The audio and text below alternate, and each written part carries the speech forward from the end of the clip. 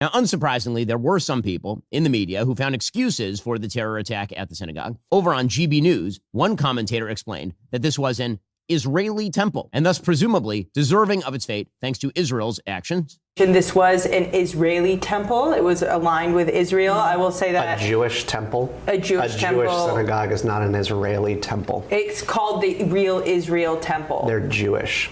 Okay. They're the people of Israel. How do you So I'm going to just finish my point. So it was wrong from the premise. They're not Israeli. They're Jewish. So they're called the real Israeli temple, yes? And they do align with Israel and their beliefs.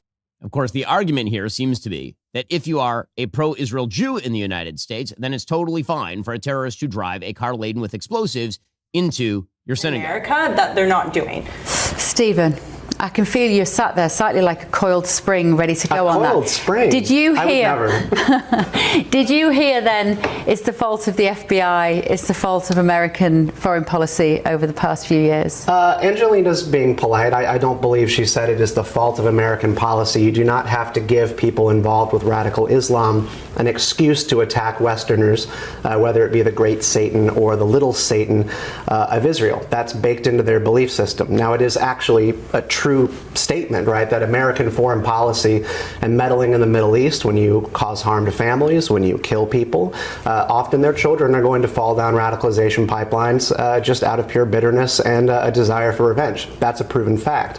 But I find it to be disgusting, jarring, telling that the first thing that we're going to talk about is the guy's motivation. His tragic story was why he needed to be pushed in order to do this attack on a synagogue. A lot of people endure tragedy in their lives and they don't immediately drive to a synagogue where there is a daycare with explosives in their car to kill Jews, which is what this was. It is what it was about. And the internet works fast. This guy's brothers are Qasim and Ibrahim Ghazali. They are members of Hezbollah's Imam al-Mahdi Scouts.